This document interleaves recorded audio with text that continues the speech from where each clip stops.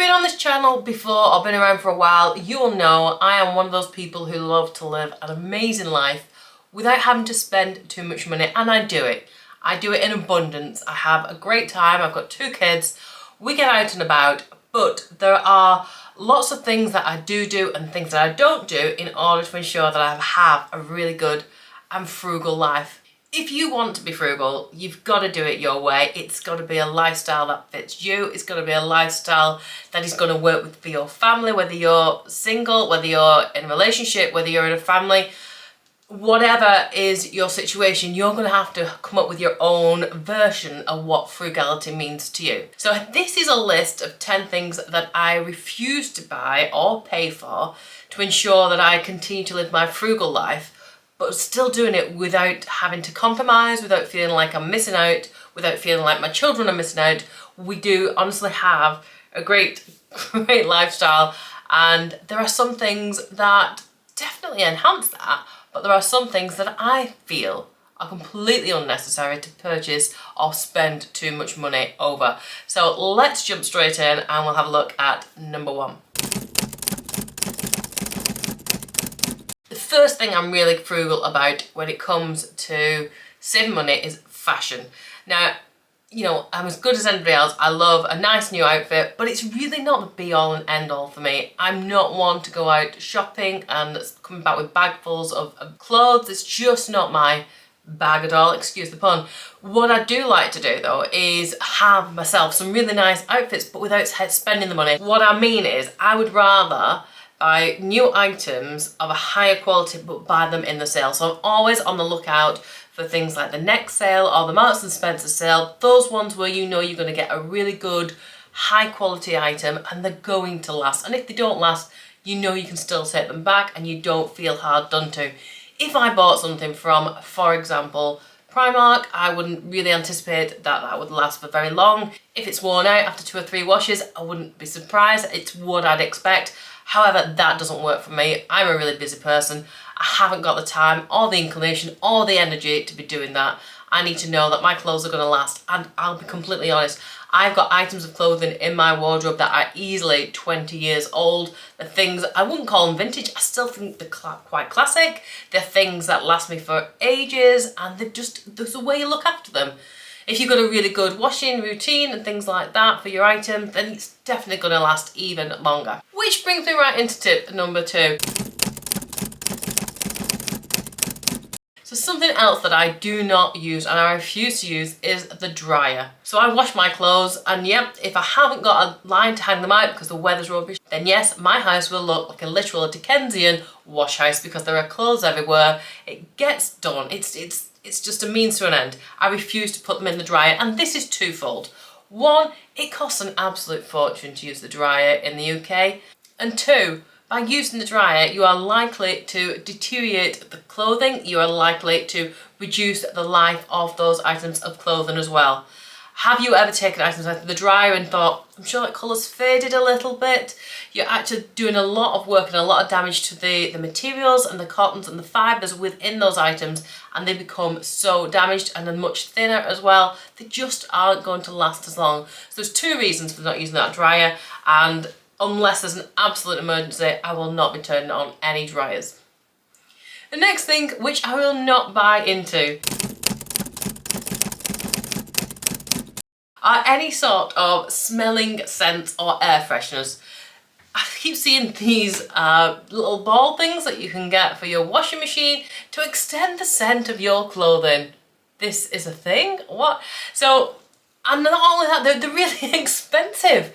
I priced them up the other day, and even like the low cost versions of them are really expensive. For me, if you want to have extra smelling nicely clothes, tip in a little bit more softener and they will still last. If you're at the point of that you want to wear nice smelling clothes, presumably you're probably also invested in perfume and deodorant.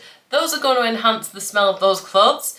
If it's been such a long time that you're not wearing an item of clothing so that any scent would have faded off it, rewash it again. If it's really your bag, just throw it in there with something else extra, and you can have it especially smelling nice just for a brand new day. Which leads me to the next thing. and that is air fresheners and those fake, those false smells. I don't mind a candle. I feel like a candle has got multiple elements to it. It can be quite calming and soothing to have the flickering flame, but also then you can have a nice gentle scent in the air and it isn't as overpowering. Some of these extra chemical and air fresheners that we get are really quite dangerous and quite disruptive to anyone who's got any asthma or lung issues as well, and they just smell overly false. If you've got an unfortunate problem of having a really bad odour in your house, I would more often than not consider just opening a window, letting a little bit of air into the room, trying to find out what the actual cause of the smell is and getting rid of it at source, rather than trying to cover it up with a false air freshener that is just going to do no good whatsoever, and it's just going to take a hit on your bank account. The next thing I refuse to pay money for is renewal prices. And it doesn't matter what it is. It doesn't matter whether it's car insurance, house insurance, Sky subscriptions, mobile phone, whatever it is. They all have a go. They all try it on. They will never, that I have come across, offer you a more competitive price. It has always gone up in price, and it's down to you then to do a little bit of legwork. I fully appreciate that, to find a better deal and find a better value. If you're really happy with your service, if you've been really happy with the supplier or whoever it is, the company that you're with, give them a call. Give them a call and just say, look, really want to stay with you. Unfortunately, this price is not working for me. And 9 times out of 10, probably even more than that, 9.9 times out of 10, they are going to find some way of retaining you as a customer and being able to provide you with the same service, if not better, and they will do it at a cheaper deal. Almost guaranteed, because if they're not prepared to offer you that better deal, and it's really not going to be a massive hindrance to them in the grand scheme of things, then you can go somewhere else. Just make a point with your feet, move it. You might find and be pleasantly surprised that somewhere else is able to provide you with something just as good.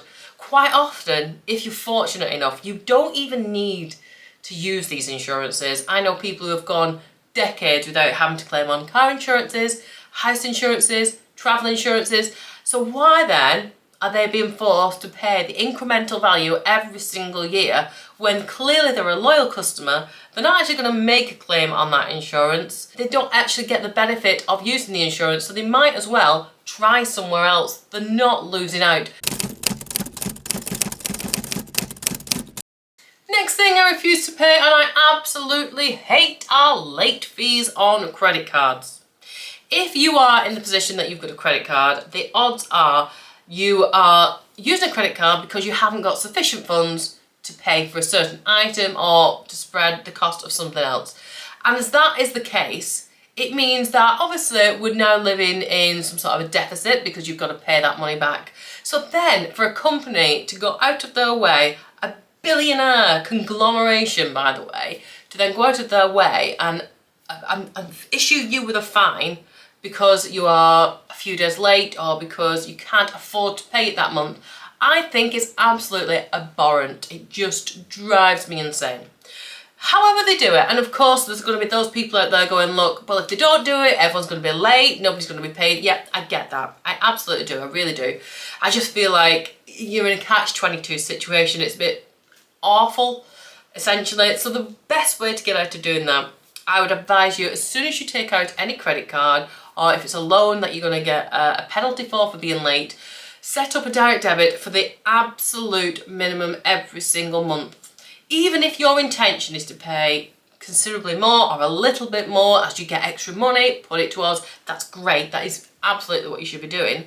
However, by ensuring that your direct debit covers the absolute minimum, you are never going to be charged any late fees. It's the way around it, and it's the thing that I highly recommend the most. Next thing I refuse to pay for. Quite controversial, this one, is full price on big ticket items. I'm talking cars, and I'm also talking sofas, and I'm talking TVs, I'm talking beds, mattresses. I very, very, very rarely, in fact, I couldn't even tell you the last time I paid full price for a big ticket item. I'll either buy X display, because some people have sat on my sofa a few times just to try it out, right? Or I will ask for some sort of deal. So if I'm buying a car and it's already second-hand anyway, then I'll be asking for either a full tank of petrol or the equivalent value to what they're allowed to put in. I'll be asking for a full valet. I'll be asking for some car mats to go in there. I'll be asking for extra other little things that make me feel like I've got a little bit more than Joe Bloggs, who might have walked in off the street and bought the exact same car. I want to know that I've got everything I possibly can out of that deal. And if the answer is no, then I'll go, okay, well, I did want to go and check out another garage, or I did spot another one down the road, and most of the time they'll come chasing after you and they'll find a way of making you happy and making you their customer. Clearly you've got money to spend, that's why you're in the shop or you're in the store. So they know that you are a ready and hot customer. They will try and do anything. A lot of the time that might come out of their commission. That's not my problem. They get a wage like everybody else, but there is always wiggle room for commission, or there might already be a bank of funds within the whole company, and that's say, you know, we've got this much in reserve, you can use an element of it each month or each quarter or however much, and you can use that to rein in your customer. So there is wiggle room. Make sure you're asking for it. Make sure you're getting what you deserve and what you are worth. The next thing I absolutely hate are items that are not refillable. So I will actively look for items that I can refill if I have to buy something new. So this goes for everything. From your razors, making sure you're not using disposable throwaway ones. You can now buy the big pouches of hand soap that you can fill your hand soap dispenser with. I've recently moved over to Small, which is a refillable product for your cleaning items, for your washing, your laundry, your dishwashers, your antibacterial wipe, everything else. It's fantastic. It's saving so much on plastic. It's saving money as well. Absolutely love it, and if I've got a link for that, I'll put it down below. This is not sponsored, by the way, but if I have got a link, I will find one for you to get your free sample. I got a free sample of this and I haven't looked back since, so yeah, definitely check that out. Other things that drive me nuts are when people do not use reusable straws or reusable party items. A friend of mine set up this local little system where people can just literally come to her house, borrow all her plastic party items she got from IKEA, and they just bring it back, £10 deposit, bring it back. Don't even have to wash it as far as she's concerned. She's so adamant that this is more important. She just wants the stuff back and then she'll just loan it out again. She was really upset by how many paper plates and paper napkins and the plastic tablecloths that were just getting trashed and used and just thrown away, that she set up this system in our local area, and I really love this idea. Same for straws. You can get so many different variations now of metal or bamboo, or you know, those ones that are just sort of like a more intense paper one. And it's a shame that people are still using the plastic throwaway ones. I like the cups that have got the swirly straws for my children. They love those. They're getting a straw. We use them all day long. They've been used thousands of times. Definitely much better for the environment and far more economical as well. The last thing which drives me insane is where people have just replaced items just because. So, you know, I've got dresses that have had holes in, my daughter will sew them for me, or like, for example, this is my mobile phone. I've had this probably about 14 months. Within months of me getting it, I dropped it and smashed all the back. That's how clever I am. But I'm not going to go and get a brand new one just because the back of it doesn't work. The phone works perfectly fine. There is nothing wrong with it. If you're going to go out of your way to replace all those things as soon as they become slightly dented or damaged, then you're going to find yourself in a really tricky situation. Another great example, if you've seen my cooking video recently, then you'll know my hob has been damaged. The corner of it has been chipped away by a mug falling on it. I'm not about to replace my hob because the actual rings themselves work absolutely fine. Does it look super aesthetic? No, it does not. But right now, my hob works. I'm not going to go ahead and replace it. Doesn't need doing. It's just a case of being a bit more savvy, thinking a little bit more, and not being so proud that we have to just automatically throw things into the landfill and just rebuy over and over. Right, those are my top 10 things. I've said my piece. Maybe there are things that you agree with, things that you disagree with, but either way, those are mine. And there's probably more as well, but I just thought those would be really good for you to have a look at, have a listen to, see what you think. Let me know in the comments if there's something that you do, and I might try and take it on board, see if I already do it already, or see if I can sort of make some switches in my own life to have a go at implementing that as well. Have yourself an amazing day, and I'll see you really, really soon. Bye.